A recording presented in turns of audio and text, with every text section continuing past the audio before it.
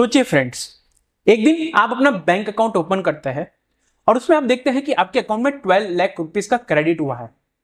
आप रिलैक्स्ड है क्योंकि आपको ये मालूम है कि ये अमाउंट एक एडवांस पेमेंट है जो आपने एक प्रॉपर्टी सेल की है।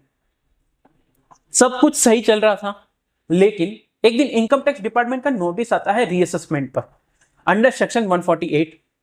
आप शॉक हो जाते हैं। अब यहां पर एक क्वेश्चन अराइज होता है कि क्या इनकम टैक्स डिपार्टमेंट रीअसेसमेंट के नाम पर कोई नया एडिशन कर सकता है, और क्या रीअसेसमेंट का स्कोप अनलिमिटेड होता है?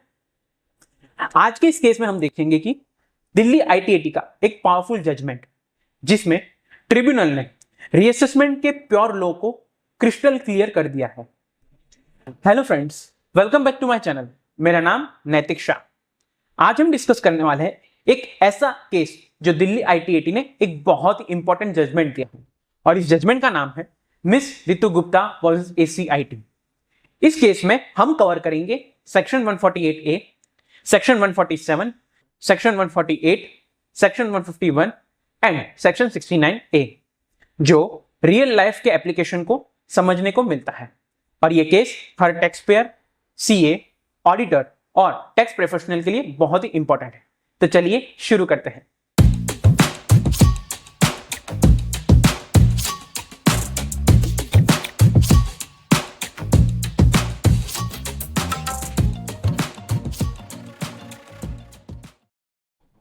सबसे पहले हमें इस केस का बैकग्राउंड को समझना पड़ेगा। इस केस में असेसी का नाम है मिस रितु गुप्ता, जिन्होंने फाइनेंशियल ईयर 17-18 में एक इमूवेबल प्रॉपर्टी सेल की है लगभग 95 लाख रुपीस की, जिसमें से उन्होंने 94 लाख रुपीस का फॉरेन रेमिटेंस यानी एक कंट्री से दूसरी कंट्री में पैसा भेजना और 5.81 लाख रुपीस का म्यूचुअल फंड में इन्वेस्ट किया है। सबसे बड़ी बात यह है कि असेसी ने असेसमेंट ईयर 18-19 में रिटर्न ऑफ इनकम फाइल ही नहीं किया, जिसमें डिपार्टमेंट को यह लगता है कि इनकम एस्केप हुई है, और उस वजह से डिपार्टमेंट ने यहां पर रीअसेसमेंट करने का डिसाइड किया। अब हम समझेंगे रीअसेसमेंट के प्रोसेस को। सबसे पहले बात करते हैं सेक्शन 147 की। सेक्शन 147 कहता है कि अगर असेसिंग ऑफिसर के पास रीजन टू बिलीव हो कि असेसी ने उसकी इनकम एस्केप की है तो वो रीअसेसमेंट कर सकता है। बट फाइनेंशियल ईयर 2020-21 में एक 148A इंट्रोड्यूस किया गया, जिसमें यह कहा गया कि रीअसेसमेंट करने से पहले असेसी को अपनी बात रखने का क्लियर मौका देना पड़ता है। और 148A में एक शोकोज नोटिस मिलता है और उसमें असेसी अपना रिप्लाई सबमिट करता है। इसके बाद डिसाइड होता है कि इसके बाद सेक्शन 148AD में ऑर्डर पास किया जाता है और उसमें डिसाइड हुआ जाता है कि रीअसेसमेंट करना है या नहीं। और अगर रीअसेसमेंट करना है तो सेक्शन 148 में नोटिस दिया जाता है। बट सबसे पहले 151 में हायर अथॉरिटी से अप्रूवल लेना भी मैंडेटरी होता है। और इस केस में असेसिंग ऑफिसर ने ये सारे रूल्स फॉलो किए थे और उसी के बाद रीअसेसमेंट इनिशिएट हुआ था। अब इस केस का रियल डिस्प्यूट क्या था? रीअसेसमेंट के टाइम असेसिंग ऑफिसर असेसी की आईसीआईसी बैंक एनआरओ को एग्जामिन कर रहे थे और उसमें असेसिंग ऑफिसर को एक क्रेडिट एंट्री दिखी जो 12 लाख रुपीस की थी, और ये एंट्री मिस्टर प्रवीण मेहता से क्रेडिट हुआ था ये अमाउंट। असेसी ने यहां पर एक्सप्लेनेशन दिया और कहा कि ये अमाउंट उन्हें एक एडवांस मिला है एक प्रॉपर्टी सेल पर, और इस पर असेसी ने बायर्स का कंफर्मेशन और कुछ डॉक्यूमेंट भी सबमिट किया। बट यहां पर असेसिंग ऑफिसर इन सबसे सेटिस्फाइड नहीं था।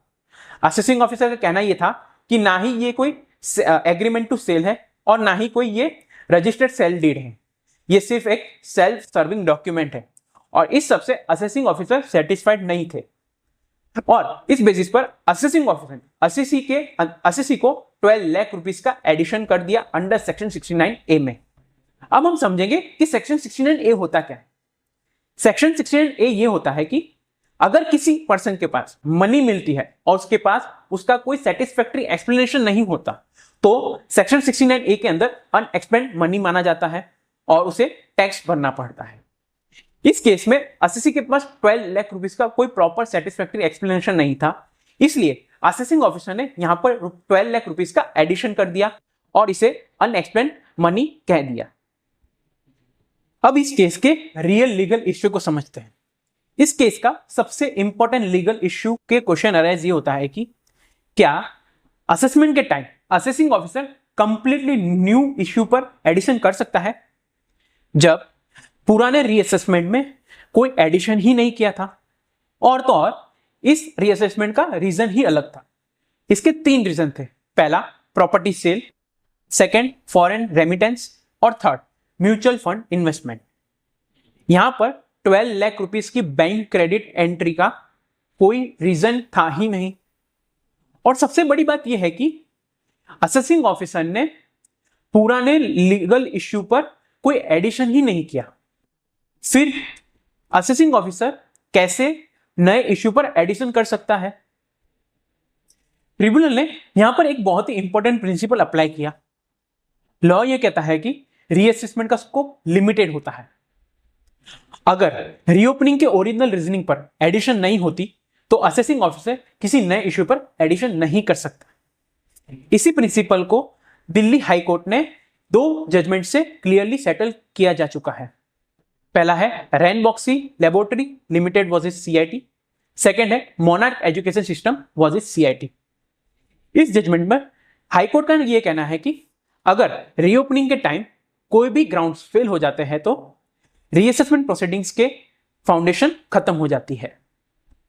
दिल्ली आईटीएटी ने इन्हीं प्रिंसिपल को अप्लाई करते हुए यह कहा कि असेसिंग ऑफिसर ने रीअसेसमेंट के जुडिक्शन को एक्सीड किया है और ₹12 लाख इस रीओपनिंग स्कोप से बाहर थी। तो यहां पर ट्रिब्यूनल ने असेसी की अपील अलाउ कर दी और 12 लाख रुपीस का एडिशन डिलीट कर दिया। इस जजमेंट से हमें 3 बहुत इंपॉर्टेंट लर्निंग मिलती है। फर्स्ट है रीअसेसमेंट का स्कोप लिमिटेड होता है। सेकंड 148A का नोटिस डिटेल में एनालाइज करना बहुत ही जरूरी है। थर्ड हर इलीगल एडिशन को लीगली चैलेंज किया जा सकता है। तो फ्रेंड्स, कैसा लगा आपको ये वीडियो? अगर अच्छा लगा हो और इंफॉर्मेटिव लगा हो तो वीडियो को लाइक करें, चैनल को सब्सक्राइब करें। मैं नैतिक शाह आपसे मिलता हूं अगले वीडियो में एक नए इंपॉर्टेंट इनकम टैक्स केस लो के साथ। तब तक के लिए थैंक यू। जय हिंद।